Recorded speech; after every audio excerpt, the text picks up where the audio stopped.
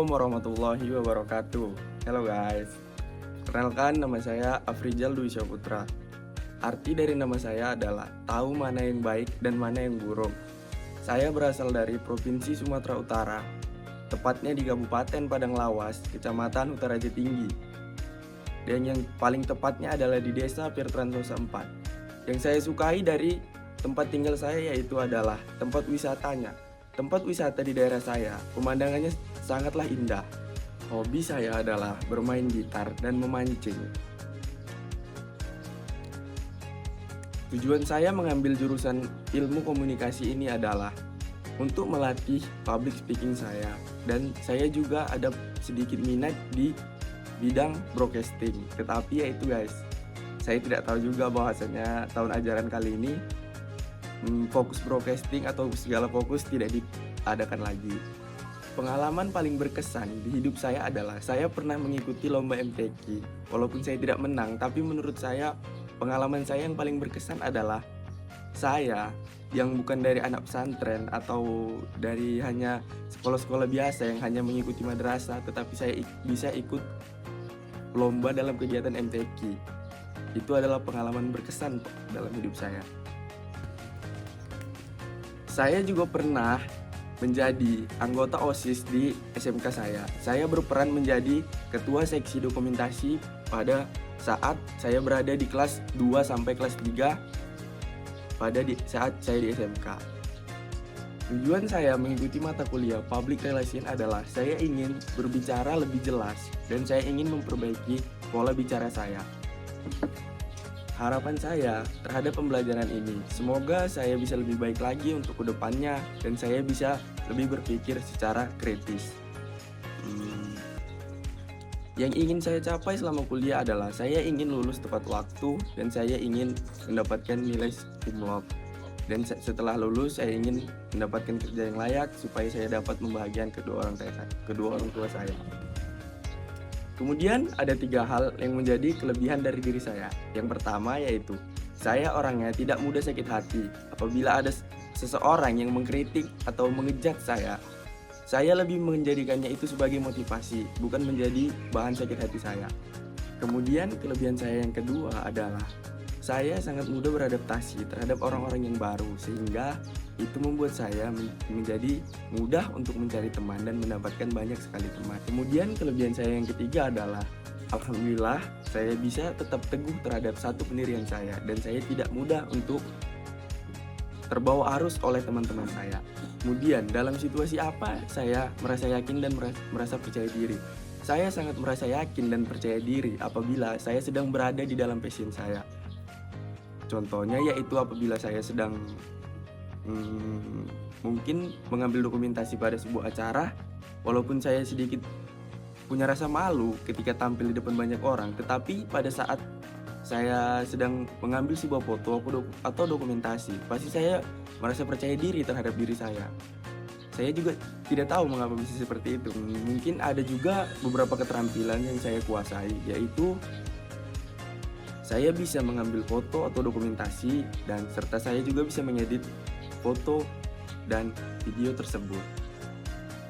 Bukan hanya itu, alhamdulillahnya teman-teman saya sangat suka terhadap hasil kreasi saya. Ada hal yang paling sulit untuk saya lakukan saat ini adalah saya tidak bisa berbicara di depan banyaknya orang. Mengapa? Karena saya merasa tidak percaya diri dan saat berada di depan orang, tiba-tiba kata-kata saya atau omongan saya menjadi berlibat atau tidak baik lagi tuh. Makanya saya merasa kurang percaya diri apabila saya berada di depan banyak orang. Dalam hal apa saya harus lebih banyak belajar? Kalau menurut saya harus lebih banyak belajar di dalam bidang public speaking. Karena saya merasa public speaking saya sangatlah buruk. Karena saat saya berbicara di depan orang, saya merasa tidak pede dan kata-kata saya sangatlah berlibat. Langkah pertama saya untuk memperbaiki kelemahan saya adalah saya harus bisa atau saya harus berusaha melawan rasa ketidakyakinan saya dan saya harus berani menampilkan diri saya ke depan banyaknya orang. Dan menurut saya, Bidang studi yang paling relevan terhadap karir yang saya pilih adalah mungkin yang paling berpengaruh satu adalah public relation dan kemudian yang kedua adalah jurnalistik. Karena saya ingin sekali turun atau kerja di bidang media.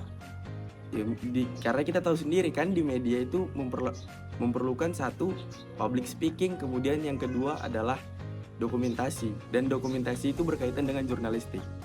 Langkah pertama yang saya lakukan adalah saya sangat suka mengambil semua dokumentasi. Apabila ada kejadian ataupun ada sebuah peristiwa, pasti saya sangat cepat untuk melakukan dokumentasi dan saya mengidentifikasi apa penyebab terjadinya suatu kejadian tersebut.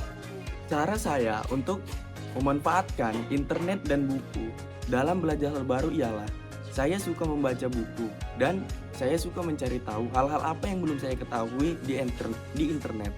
Dan apabila itu menarik bagi saya, biasanya saya langsung mencobanya. Dan yang paling sering saya lihat di media internet untuk belajar adalah tentang mengedit sebuah video, mengedit sebuah foto, dan color grading sebuah video.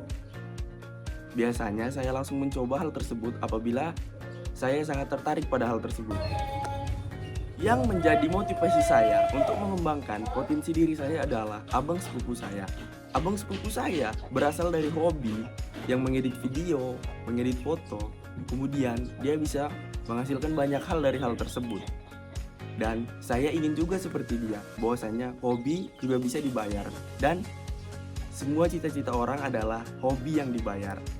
Kemudian ada hal yang membuat saya tetap termotivasi terhadap diri saya, yaitu adalah saya sering sekali melihat di sosial media bahwasannya banyak orang sukses dari hobi yang saya kerjakan. Maka dari itu, pada saat saya merasa bosan dengan hobi saya dan saya ingin berhenti dari hobi tersebut, tetapi saya melihat dari sisi lain, banyak sekali orang yang bisa sukses dan berhasil dari hobi yang saya kerjakan dan saya ingin sekali seperti mereka.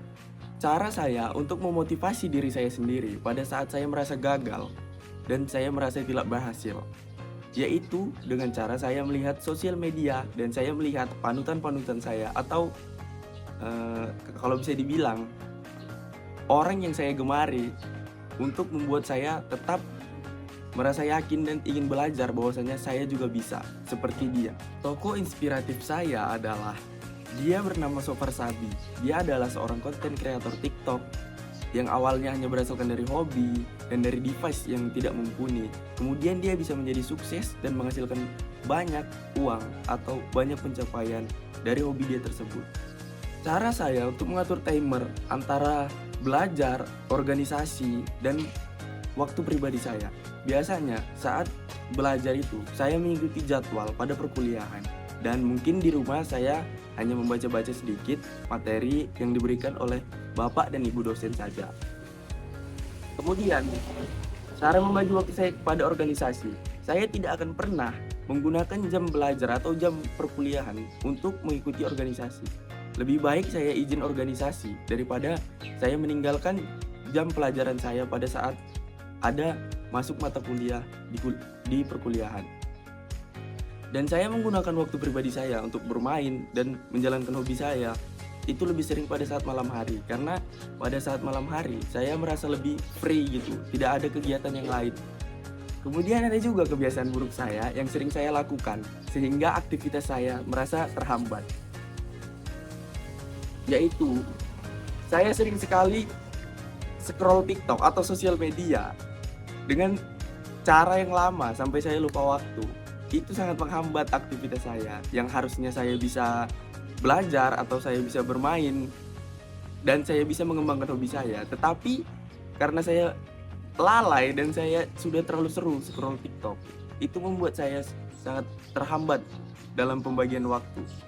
Dan cara saya memastikan bahwasanya tugas-tugas penting yang saya dapat itu saya selesaikan tepat waktu adalah biasanya saya menyicil atau mengambil beberapa hal-hal atau bagian-bagian pada saat awal tugas diberikan. Saya menyicil sedikit demi sedikit tugas tersebut sehingga saya pastikan 1 atau 2 hari sebelum deadline tugas tersebut dikumpul, tugas tersebut sudah saya selesaikan.